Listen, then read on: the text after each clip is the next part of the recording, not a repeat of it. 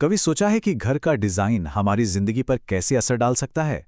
आज हम बात करेंगे वास्तुशास्त्र की, एक ऐसी दिलचस्प दुनिया की जो भारत की बहुत पुरानी कला है। ये हमें सिखाती है कि हम अपने रहने की जगह को कुदरत के साथ कैसे मिला सकते हैं, ताकि हमारी जिंदगी और बेहतर हो सके। तो चलिए देखते हैं कि ये सदियों पुराना ज्ञान आज के जमाने में हमारे कितने काम आ सकता है। तो आज हम किन किन चीजों पर बात करेंगे। सबसे पहले समझेंगे वास्तु के बेसिक प्रिंसिपल्स को। फिर देखेंगे कि एक मजबूत घर की नींव यानी सही जमीन का चुनाव कैसे होता है। इसके बाद घर के अंदर की डिजाइनिंग पर नजर डालेंगे। और हाँ, खास कमरों के लिए क्या गाइडेंस है ये भी जानेंगे। बात सिर्फ घर की नहीं होगी, काम की जगहों के लिए वास्तु टिप्स भी हैं। और आखिर में हम इस सवाल पर गौर करेंगे कि भाई आज के मॉडर्न जमाने में ये प्राचीन ज्ञान कितना मायने रखता है। तो चलिए शुरू करते हैं अपने पहले सेक्शन से। वास्तुशास्त्र की दुनिया में पहला कदम ये समझना है कि आखिर ये है क्या। ये सिर्फ कुछ नियम कानून नहीं है, बल्कि एक बहुत गहरी फिलॉसफी है जो हमारे जीने का तरीका तक बदल सकती है। वास्तुशास्त्र का जो सार है ना, वो प्रकृति के साथ हमारे रिश्ते में छुपा है। ये हमें बताता है कि हमारे आसपास की हर चीज असल में एनर्जी से बनी है। पृथ्वी, जल, अग्नि, वायु और आकाश, जिन्हें हम पंच तत्व कहते हैं। तो जब हम अपने घरों को इन पांच तत्वों और कॉस्मिक एनर्जी के साथ अलाइन करते हैं, मतलब एक सीध में लाते हैं, तो एक ऐसा माहौल बनता है जो हमारी हेल्थ, हमारी खुशी और हमारी सक्सेस को सपोर्ट करता है। ये आर्किटेक्चर को एक तरह से एक स्पिरिचुअल लेवल पर ले जाता है। कहते हैं ना कि एक मजबूत इमारत की नींव हमेशा मजबूत होती है। वास्तु के हिसाब से भी ये बात एकदम सच है, लेकिन सिर्फ फिजिकली नहीं, बल्कि एनर्जी के लेवल पर भी। जिस जमीन पर हम अपना आशियाना बनाते हैं, उसकी अपनी एक वाइब, एक एनर्जी होती है जो हमारी जिंदगी पर गहरा असर डाल सकती है। इसीलिए एक खुशहाल घर बनाने का सबसे पहला और सबसे जरूरी कदम है सही प्लॉट का चुनाव। अब जरा सोचिए, कोई कब्रिस्तान के ठीक बगल में रहना क्यों चाहेगा? वास्तु भी यही कहता है कि ऐसी जगहों से दूर रहना चाहिए, क्योंकि वहां की एनर्जी घर की पॉजिटिव एनर्जी से मैच नहीं करती। बिल्कुल वैसे ही किसी बिजी चौराहे पर घर बनाना भले ही बिजनेस के लिए अच्छा हो, पर घर की शांति भंग कर सकता है। वास्तु कहता है कि ऐसी जमीन चुनो जिसमें जान हो, जैसे उपजाऊ मिट्टी। और पानी का बहाव, अरे वो तो एनर्जी के फ्लो का सिंबल है, तो उसका सही दिशा में बहना बहुत जरूरी है।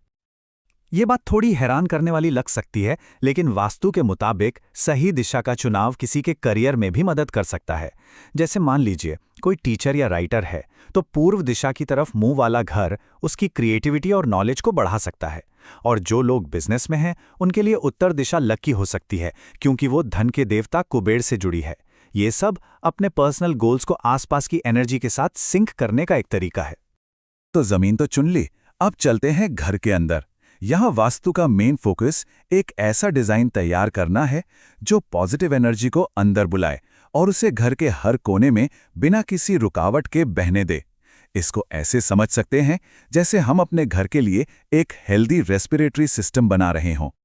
जरा सोचिए, घर का मेन गेट शरीर के मुंह की तरह है, जहां से एनर्जी अंदर आती है। अब कोई नहीं चाहेगा कि उसके ठीक सामने कोई रुकावट हो, है ना? वास्तु भी बिल्कुल यही कहता है। और घर का सेंटर, जिसे ब्रह्मस्थान कहते हैं, वो तो घर का दिल है या फेफड़े समझ लीजिए। इसे खुला और साफ सुथरा रखना इसलिए जरूरी है ताकि एनर्जी पूरे घर में बराबर फैल सके। सारा खेल इसी सामंजस्य और वाइब्रेंट फ्लो का है। कभी कभी ऐसा होता है ना कि किसी कमरे में जाकर ज्यादा शांत और ग्राउंडेड महसूस होता है। इसकी एक वजह वजन का बैलेंस हो सकता है। वास्तु के हिसाब से भारी फर्नीचर को दक्षिण या पश्चिम में रखकर हम घर को एक मजबूत बेस, एक ठहराव देते हैं, और उत्तर पूर्व को हल्का और खुला रखकर हम पॉजिटिव एनर्जी और नई अपॉर्चुनिटीज के लिए जगह बनाते हैं। ये स्टेबिलिटी और फ्लो के बीच एक खूबसूरत डांस जैसा है। चलिए अब जरा और डिटेल्स में जाते हैं। घर का हर कमरा एक खास मकसद पूरा करता है: सोना, खाना बनाना, पूजा करना। वास्तु हमें बताता है कि हर कमरे को उसके यूनिक एनर्जी के हिसाब से कैसे अरेंज किया जाए ताकि हमारी जिंदगी और बेहतर बन सके। पूजा घर, ये घर का आध्यात्मिक दिल होता है। वास्तु के अनुसार इसकी सबसे अच्छी जगह है उत्तर पूर्व दिशा, जिसे ईशान कोण भी कहते हैं। माना जाता है कि ये दिशा दिव्य ऊर्जा से जुड़ी हुई है। ये एक ऐसी जगह होनी चाहिए जहां शांति और पॉजिटिविटी महसूस हो। और हाँ, ये भी बहुत जरूरी है कि मूर्तियां पूरी हों, कहीं से टूटी फूटी ना हो, क्योंकि वो उसी डिवाइन एनर्जी को रिप्रेजेंट करती हैं जिसे हम अपने घर में बुला रहे हैं। किचन वो जगह है जहां दो सबसे पावरफुल एलिमेंट्स मिलते हैं, आग और पानी। और जैसा कि हम सब जानते हैं, इन दोनों की आपस में ज्यादा बनती नहीं है। वास्तु बस इन्हीं दो एलिमेंट्स के बीच बैलेंस बनाने में मदद करता है। दक्षिण पूर्व दिशा, जिसे आग्नेय कोण कहते हैं, वो आग के लिए परफेक्ट है, तो स्टोव वहां होना चाहिए। और पानी का सिंक, उसे उत्तर पूर्व में रखें। इस तरह घर में टकराव की जगह हार्मनी बनती है। ये एक ऐसा नियम है जो शायद सबने सुना होगा, कभी भी उत्तर की तरफ सिर करके नहीं सोना चाहिए। पर क्यों? इसके पीछे एक लॉजिक है जो पृथ्वी के मैग्नेटिक फील्ड से जुड़ा है। देखिए, हमारी बॉडी की भी अपनी एक मैग्नेटिक फील्ड होती है, और जब हम उत्तर की तरफ सिर करके सोते हैं तो ये दोनों फील्ड्स आपस में टकराती हैं, जिससे नींद डिस्टर्ब हो सकती है। वहीं दक्षिण की ओर सिर करके सोने से हमारा शरीर धरती की एनर्जी के साथ अलाइन हो जाता है, जिससे गहरी और अच्छी नींद आती है। बेडरूम में लगे शीशे को लेकर भी एक खास बात है, खासकर अगर वो बिस्तर को रिफ्लेक्ट करता हो। वास्तु के अनुसार ये एक बड़ी गलती हो सकती है। माना जाता है कि शीशा एनर्जी को रिफ्लेक्ट करता है और सोते समय ये एनर्जी को कमरे में बार बार बाउंस करता रहता है, जिससे एक बेचैन माहौल बनता है।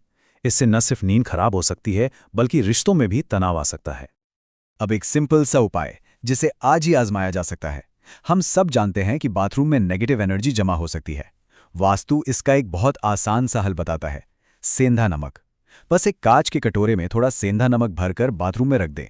नमक एक नेचुरल प्यूरिफायर है, यह नेगेटिव एनर्जी को सोख लेता है, जिससे वो जगह फ्रेश और पॉजिटिव महसूस होती है। लेकिन वास्तु सिर्फ हमारे घरों तक ही सीमित नहीं है, ये हमारे काम करने के तरीके को भी बदल सकता है। चाहे अपना खुद का बिजनेस हो या फिर कोई ऑफिस में काम करता हो, वास्तु के प्रिंसिपल्स एक ज्यादा प्रोडक्टिव, सक्सेसफुल और हार्मोनियस वर्किंग एनवायरनमेंट बनाने में मदद कर सकते हैं। चलिए देखते हैं कैसे। अगर गौर करें तो वर्क प्लेस के लिए भी प्रिंसिपल्स काफी हद तक घर जैसे ही हैं। पूर्व या उत्तर की तरफ का मेन एंट्रेंस नई अपॉर्चुनिटीज और कस्टमर्स को अट्रैक्ट करता है, और जो मालिक हैं उन्हें दक्षिण पश्चिम में बैठना चाहिए। ये एक पावर और स्टेबिलिटी की पोजीशन मानी जाती है। इससे उन्हें अपने बिजनेस पर कंट्रोल रखने और सही फैसले लेने में मदद मिलती है। मतलब माहौल ही ऐसा बनाना है जो सक्सेस को सपोर्ट करे। तो हमने जमीन चुनने से लेकर सोने की सही दिशा तक वास्तु के कई पहलुओं को समझा।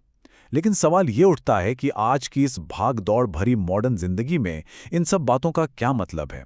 क्या ये सदियों पुराना ज्ञान आज भी उतना ही रेलेवेंट है? और इसका जवाब है बिल्कुल हाँ। देखिए, वास्तु का असली मतलब सिर्फ नियमों को रटना नहीं है, बल्कि उसके पीछे की फिलॉसफी को समझना है। और वो है प्रकृति के साथ तालमेल बिठाकर जीना। ये ऐसे स्पेसेस बनाने के बारे में हैं जो हमें सपोर्ट करें, हमें नर्चर करें। एक ऐसी जगह जहां हम सिर्फ रह नहीं बल्कि तरक्की करें, फले फूलें। तो अगली बार जब अपने घर में कोई बदलाव करें तो एक पल रुककर जरूर सोचिएगा, क्या ये जगह आपको एनर्जी देती है? क्या यहाँ शांति महसूस होती है?